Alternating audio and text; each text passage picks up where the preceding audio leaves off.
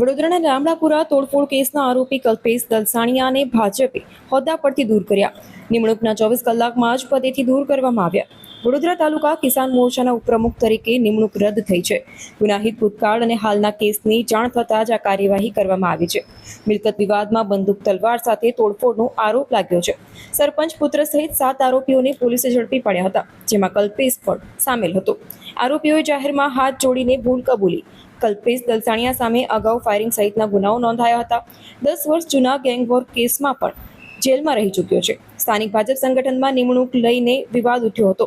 જિલ્લા ભાજપ પ્રમુખ doctor BJ Brahmbhatt દ્વારા નિર્ણય લેવામાં આવ્યો છે.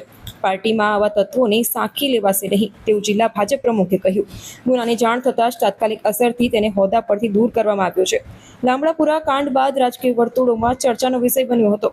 આરોપીઓના રાજકીય પીઠબળ અંગે પણ ચર્ચાઓ ગરમાઈ છે. કાયદો અને વ્યવસ્થાના મુદ્દે પોલીસે ઝડપી કાર્યવાહી કરી સફળતા મેળવી છે.